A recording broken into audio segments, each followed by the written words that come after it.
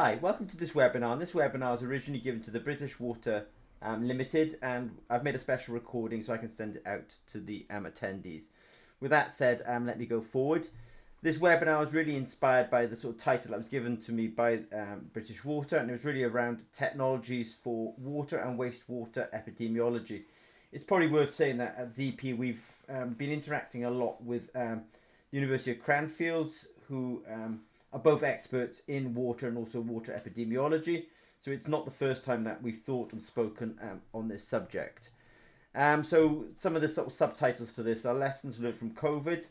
But at ZP as well, we're also very active in the medical field. We are ISO 13485. I started my career making glucose strips in something like 2000 after my PhD for Abbott Diabetes. I spent a lot of time in California working on continuous monitoring for healthcare. And at least in the last 5 years, I've been part of the team at ZP manufacturing sensors for food ingredients. So we'll also be bringing in some insights from other industries. And that is in part, I think, a definition of innovation, when you can sort of reapply something that's working well in one place to a new place. I'm always very careful with that term innovation, because I definitely understand the difference between innovation and invention. And at ZP, I think we're a very innovative company. So just a background of ZP. My name is Martin Peacock. I'm one of the founders at Zimmer & Peacock, and we launched the business in 2014, and we're ISO 13485, so we do contract development and contract manufacturing of electrochemical biosensors.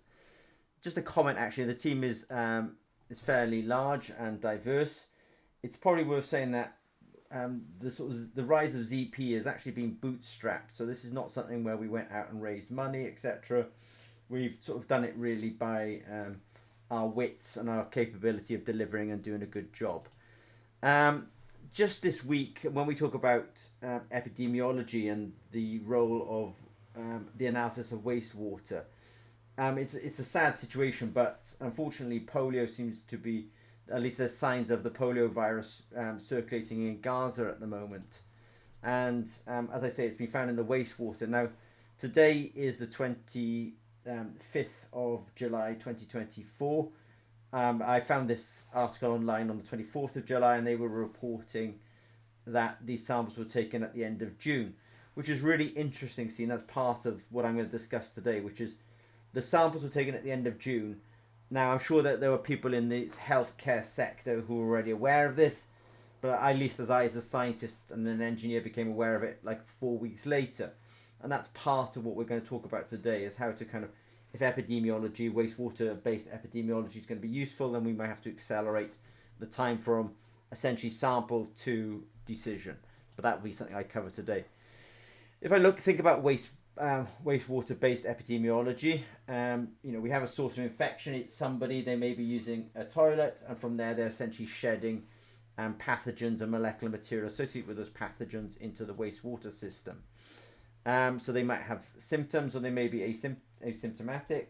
But that said, there is maybe infectious material that's starting to get into the water system.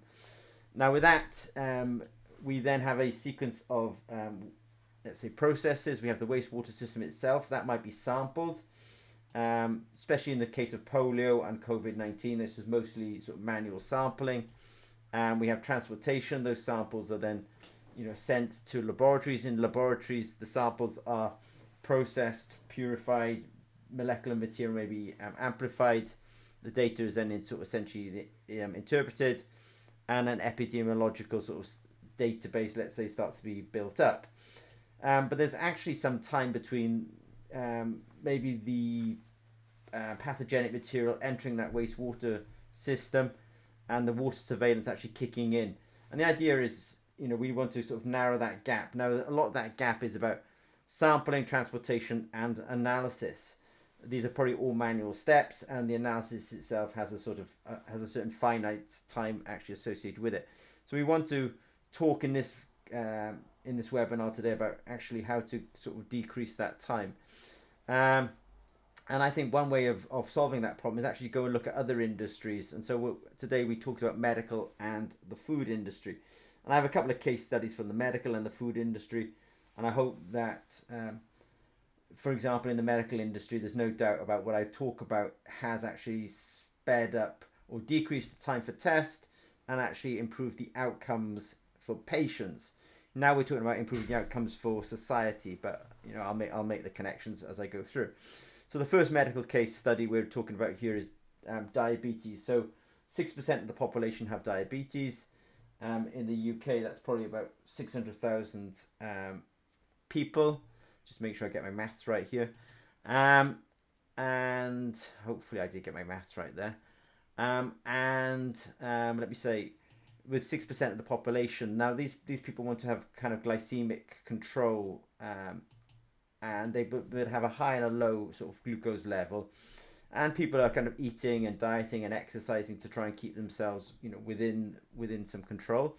But it's understood that it'll go essentially out of control. They may go, if they're type 1 diabetics, and they may actually go hypoglycemic. Now, it's like epidemiology. You've got to take some action on this. If they don't take action, especially if they go hypoglycemic, they can become quite sick, and actually they can go into comas and die. So it's super serious. So there is a sort of a benefit in speeding up the test time so that the diabetic can take action. And I think that's the same analogy in epidemiology or wastewater-based epidemiology. We need to decrease the test time to get the answer. Now, in the world of diabetes, we've had these glucose meters around really since the beginning of the 90s. When I say these glucose meters, I'm talking about electrochemical ones. There were optical ones before that. The optical ones really came around in the 80s. So this is something approximately getting to 40 to 50 years now this has been going on.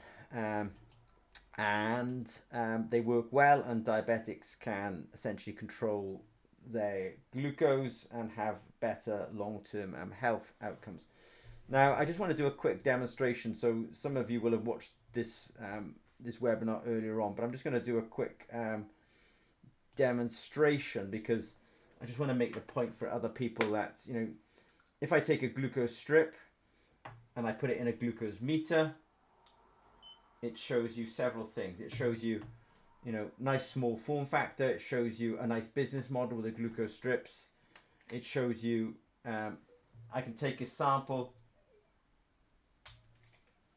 get that sample fairly quickly, get a nice drop of blood. It shows you that I didn't have to do much sample prep, and it shows you that I don't need much sample, and I get a result here of 109 milligrams per DL. So 90 mg per DL is kind of typical. It's probably still my dinner. I'm still settling down a little bit.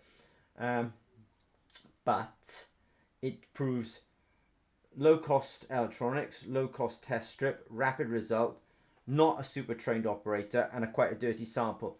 That alone will demonstrate that when I talk about electrochemistry being a good modality for either water-based epidemiology, things like phosphate, nitrate, pharmaceuticals, heavy metals, all the kind of analytes that may be of interest, both chemical and biological, in the water industry in general. Unfortunately, electrochemistry is your science. It's fast, it's low cost, and actually doesn't need much sample prep. And you can even detect things in horrible samples like blood, which is full of all sorts of rubbish. Right, that said, I'll go back to my slides now. So that's my kind of quick pitch. So we can learn something from the world of diabetes. That rapid test is good. And how do they achieve rapid test? They achieve it through these glucose strips. I said that we would, I suppose I'll go into the food industry in a minute, but actually I did have a couple of slides just to say, even in the world of diabetes now, there are lessons to be learned. One of the lessons we can learn is that the world of diabetes is, if you can hear some rustling, it's just because I'm getting something out of a bag here. What I'm getting out is a CGM sensor, a continuous glucose monitoring sensor. These CGM sensors, if you see people, I see people in the park now because people are very interested in their metabolic health and they're wearing these little patches. This is an Abbott Freestyle Libre 2. It's a glucose monitor. I might just, in fact, I can use this camera. There's a little sort of filament on this. That filament is essentially an electrochemical sensor. I know the form factor looks very different between these two technologies. Let's be very clear. They're actually really similar. So the world of electrochemistry has actually also demonstrated its ability to go from discrete testing to continuous testing. I'm just going to share my screen back again now and just say that at ZP, I mean, our engineering and capabilities in continuous monitoring is such that we're actually able to implant, this fish is not dead, it's anesthetized. The sensor package is actually put into the fish. This is a glucose sensor package, and these fish are swimming around. I can't say that they're necessarily happy, but they are swimming around with these sensor packages actually in them, constantly monitoring their glucose. The reason being is ZP is partly active in Norway, and in Norway the second biggest industry after oil and gas is actually salmon farming, so that's why we're involved in that. I said that water-based epidemiology can benefit by looking at other industries. So the first industry, the first application I looked at was medical. I argue that in medical, making quick, easy to do, low cost tests is essential, and they have to be fast. I think that speed thing is also something that's needed in epidemiology as well. Let's look at the food industry and look if we can learn something from the food industry. So in the food industry, people are, I mean, it sounds ridiculous, but I would make the analogy with pharmaceuticals. But in this industry, this is chili powder. In chili powder, you have an organic molecule. It's very much like a drug, actually, this particular molecule. So many pharmaceuticals, there's what we call not low molecular weight, but molecular weight of about 500 daltons. This molecule is approximately 500 daltons. It's a typical size with the typical functionality actually of a pharmaceutical. So chili powder, even though we're talking about food ingredients testing, shouldn't be dismissed as being not relevant to the water industry. So let's pretend that we're looking at some powder here, and we've got a pharmaceutical in here. It is capsaicin, by the way. It's the molecule that makes it hot. This is a journey, and a journey is something I want to emphasize, that you start something today, and with time you progress to more complexity. The start of the journey for measuring the hotness of chili powder was started by Wilbur Scoville in 1912. So this is over 112 years ago this year, in fact. And Wilbur Scoville came up with an organoleptic test where essentially you keep on diluting a sample of chili, and when you can't taste it anymore, you use that to calculate essentially the Scoville heat unit. Now in the 1995, HPLC I think really sort of came about in the world of pharmaceuticals, but it started making its way into the water industry, and into the food industry. And in 1995, a standard methodology from the AOAC, which I think is the American Association of Applied, I want to say chemistry, but I'd have to check that acronym. They came up with this method anyway, 1995.03. I checked my documents, it was first in 1995. And it's an HPLC method, a high performance liquid chromatography method for measuring capsaicin. So we've gone from Wilbur Scoville, almost 100 years later, let's say, to HPLC. HPLC feels a bit like where water epidemiology is today. You have somebody with chili powder. They may need to know what the Scoville heat unit is, otherwise they can't really make reproducible product from this material. So they have to transport it. Feels like a bit like sampling at a wastewater treatment plant. It then goes to the lab where it's extracted, it's diluted, it's injected onto an HPLC column. You get a raw signal out of it called a chromatogram. You have to compare that chromatogram against a calibration curve that you have to have recently done this calibration, otherwise the calibration won't be valid. And then from there you sort of report back what the Scoville heat unit of this actually is. Problem with all this is it can take a month to have a turnaround on this. So it feels a bit like wastewater-based epidemiology, that from taking the sample to getting the result, if it's too long, it's just useless to you. And I think that actually happens a lot in the food ingredients industry. The HPLC is probably like the polio testing. It's probably expensive to do. It's probably slow to actually get the results. It probably leads to under testing. You can't just walk up, get a test and start making some decisions.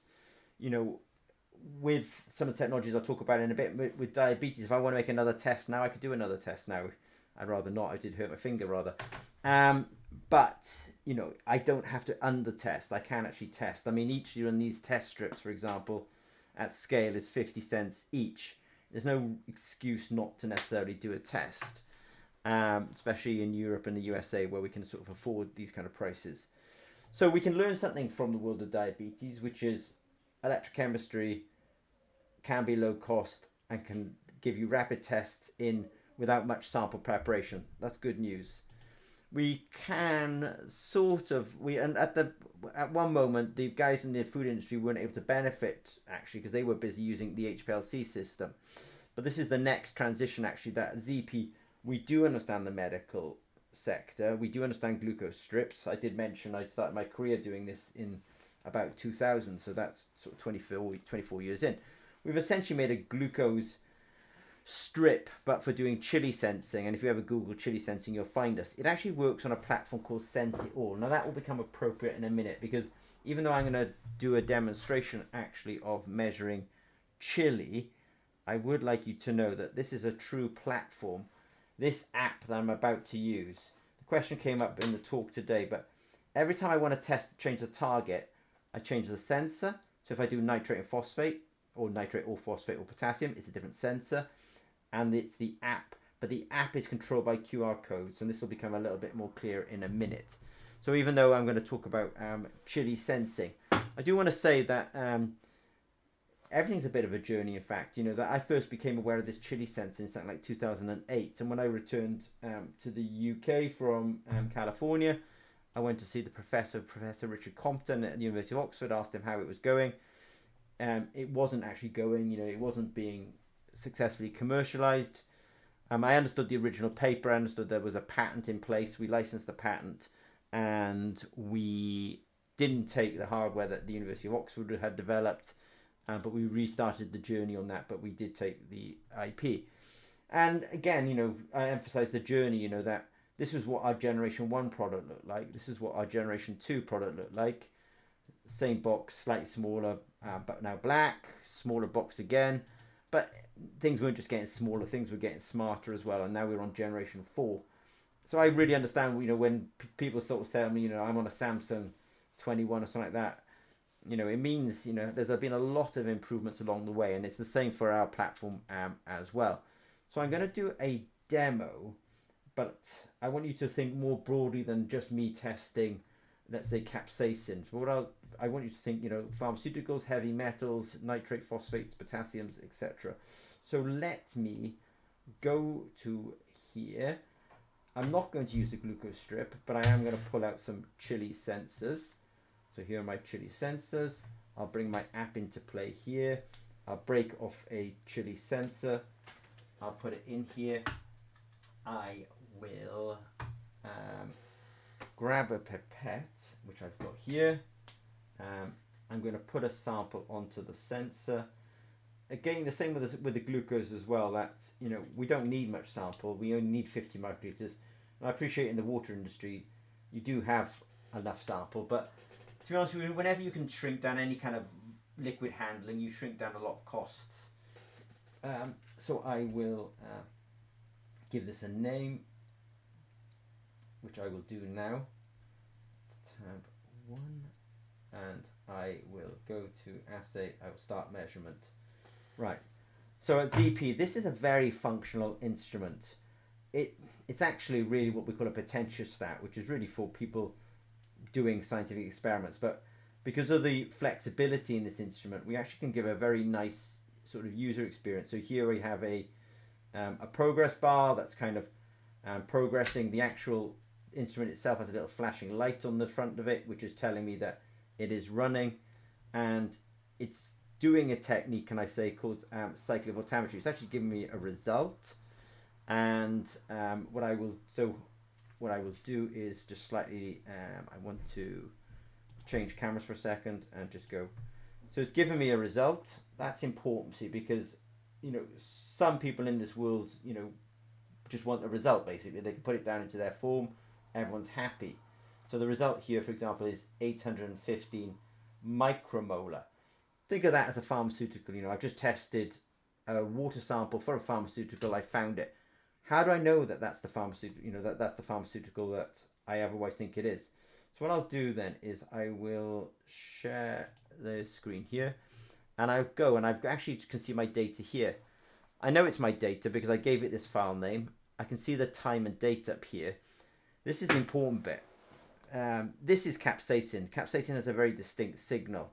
This is part of the signal as well. So I've got these very distinct curves and bumps that tell me that this is capsaicin. This instrument has recorded the concentration. That's what I showed on my phone. It's recorded who did the data, when they did it. So it collects a lot of metadata. The raw signal, which is really important because, if there was, if it had to be some sort of custodianship over that raw signal, somebody had to prove something later on, etc. Then it's not just a number, it's the number and the raw signal. It's not something I really kicked into during the talk, but in fact, we have a really strong capability of processing the data, so that even though the raw signal is what we capture, we can then turn that raw signal into concentration, and that's what we were demonstrating. This will become important when I talk about this is actually a platform that without code we can actually change the targeting of that particular platform, but I think I'll slightly come off that point for a second. So as I say, for most people result on the phone, but for the scientists, for the people who really need to understand that there's a raw signal here, and what does that raw signal look like, that's also completely captured as well. This is probably one of the few instruments. I didn't mention API actually. This instrument, when we sent the data to the cloud, there's also an API in the clouds. That's an application program interface, so you can pull that data across into other clouds. So the demonstration involved a sensor, a hardware, an app. The app sent the raw signal to the cloud processed it and sent the result back to the phone, which displayed it on the phone, but we also kept everything up in the cloud as well. So when I'm looking at my water-based epidemiology problem at the start of this, I was kind of saying, we need to think about the current workflow and see that the current workflow is partly the problem, that there's a gap between collecting samples, transportation of samples, processing of samples, until we actually get the information out of it. And if you want to close that gap, you might have to take a sort of non-linear look at this. You don't just optimize the current workflow. You sometimes have to think outside the box. And of course, thinking outside the box is, what do they do when they want rapid, low-cost testing in the diabetes market? Oh, they use, what we call point-of-care technology. Well, I've also shown you that at ZP, at least, we've actually been migrating that into the food ingredients industry. And that is something that, we're getting a really good, we're getting into that market quite well. We're also interested in playing it into other applications as well.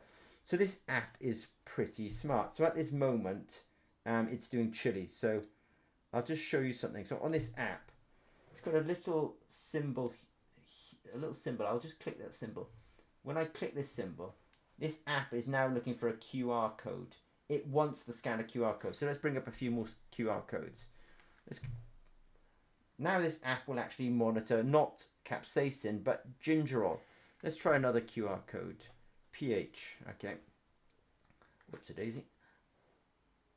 This app now wants to monitor or work with a pH sensor. So understand that we can make this app do different targets. The question came up today, and I'll say it today. For each analyte, there is a distinct sensor. We have to functionalize this sensor to be specific to analyte. So sensors come with QR codes. But those are really the only two variables we're talking about here. Otherwise, the hardware all stays the same. So multi-analyte really is actually multi-analyte. So nitrate is something we've got, total antioxidative capacity, glucose, potassium. And then for people who are developing for analytes that we don't have, it can actually do, so if you're making oxygen sensors, you would want to access amperometry. If you were trying to do ion sensors, potassium, nitrate, phosphate, that would be open circuit potentiometry. If it was, if you're trying to make protein sensors or maybe bacterial sensors, you may want to be using impedance spectroscopy. Very hard to do biology, by the way. Small molecules, things like pharmaceuticals, you might use linear sweep voltammetry. Cyclic voltammetry would also work with pharmaceuticals. Square wave voltammetry is a newer technique and is more sensitive than linear sweep and cyclic voltammetry. I'll just scan the last one just to kind of emphasize the point. And now this instrument will actually do square wave voltammetry. So the hardware all stays the same, the workflow all stays the same. It's just each sensor type, let's say, comes with a QR code, and the QR code will then tell the app what to do, and the app will tell the meter what to do. So a very flexible little platform, let's say. So let's bring all this all together. So the world of medical, let's say, or healthcare, and both food ingredients measuring as well. We need the right measurements. We do need it at the right time, and we need it for the right cost. So I genuinely think that if you're looking for a technology platform that will offer you low cost test, then I'm sorry, but it's the glucose meter. This is the grandfather of biosensing and even sensing, and everyone in this webinar who's watching this webinar will have somebody or know somebody who's a diabetic, and they know that this technology works. All we're trying to do at ZP is actually expand it into new applications. So lessons learnt: decentralization. In some industries, there's it takes a long time to get away from the idea that samples are collected and samples are tested. I did give the comment today that actually the reason that blood glucose meters are used in hospitals is nothing about government decisions or hospital level decisions. It was nurses who brought them in. Sometimes the technology is so good, it adds so much value that, the workers themselves bring it in. Now, I'm not going to say that's going to happen in the water industry, but that's a decentralization. The idea that you can test away from a hospital. During COVID-19, what did we learn? We learned that lateral flow strips weren't perfect, but we did understand that we can't all be going into centralized locations to be tested. So the lateral flow strip did demonstrate to people that, if I want to board a plane, I'm going to test at home with a lateral flow strip. As long as that's documented correctly, I can sort of board that plane. And that was decentralized testing. So the world has got slightly used to it. Something else that we're kind of quite keen on at ZP as well is the little demonstration that I did this afternoon or this evening, just here now. On that, I'm calling it a pharmaceutical. It was capsaicin for chili sensing. But this technology is straightforward. You can actually get children to use this. And I think it's because at ZP, actually, like I say, I started, my first job was actually working on glucose strips.